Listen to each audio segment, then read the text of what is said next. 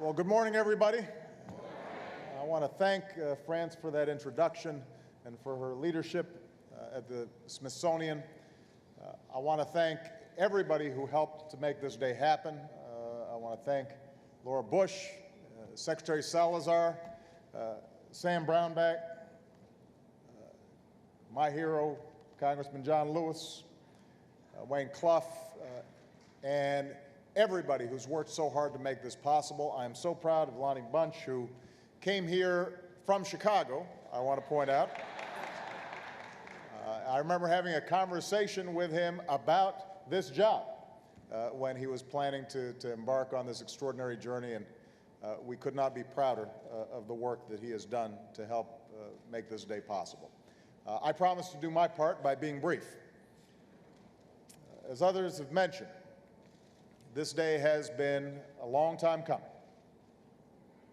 The idea for a museum dedicated to African Americans was first put forward by black veterans of the Civil War. And years later, the call was picked up by members of the civil rights generation, by men and women who knew how to fight for what was right and strive for what is just. This is their day. This is your day. It's an honor to be here to see the fruit of your labor. It's also fitting that this museum has found a home on the National Mall. As has been mentioned, it was on this ground long ago that lives were once traded,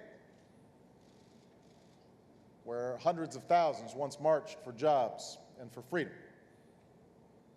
It was here that the pillars of our democracy were built often by black hands. And it is on this spot, alongside the monuments to those who gave birth to this nation and those who worked so hard to perfect it, that generations will remember the sometimes difficult, often inspirational, but always central role that African Americans have played in the life of our country. This museum will celebrate that history.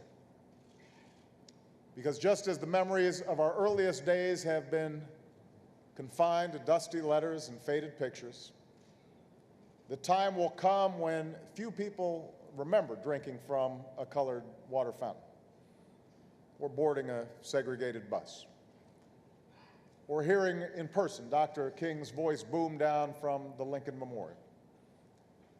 And that's why what we build here won't just be an achievement for our time, it will be a monument for all time. It will do more than simply keep those memories alive. Just like the Air and Space Museum challenges us to set our sights higher, or the Natural History Museum encourages us to look closer, or the Holocaust Museum calls us to fight persecution wherever we find it, this museum should inspire us as well. It should stand as proof that the most important things in life rarely come quickly or easily. It should remind us that although we have yet to reach the mountaintop, we cannot stop climbing. And that's why, in moments like this, I think about Malia and Sasha. I think about my daughters, and I think about your children. The millions of visitors who will stand where we stand long after we're gone. And I think about what I want them to experience. I think about what I want them to take away. When our children look at Harriet Tubman's shawl, or Nat Turner's Bible, or the plane flown by Tuskegee Airmen, I don't want them to be seen as figures somehow larger than life. I want them to see how ordinary Americans could do extraordinary things. How men and women just like them had the courage and determination to right a wrong, to make it right. I want my daughters to see the shackles that bound slaves on their voyage across the ocean and the shards of glass that flew from the 16th Street Baptist Church, and understand that injustice and evil exists in the world. But I also want them to hear Louis Armstrong's horn and learn about the Negro League and read the poems of Phyllis Whitley. And I want them to appreciate this museum not just as a record of tragedy, but as a celebration of life. And when future generations hear these songs of pain and progress and struggle and sacrifice,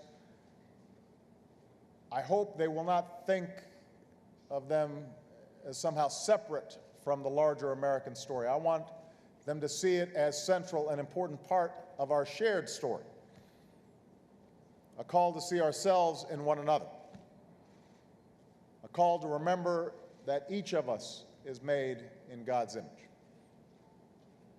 And that's the history we will preserve within these walls.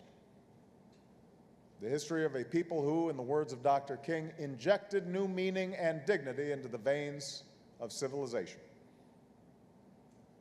May we remember their stories. May we live up to their example. Thank you. God bless you, and God bless the United States of America.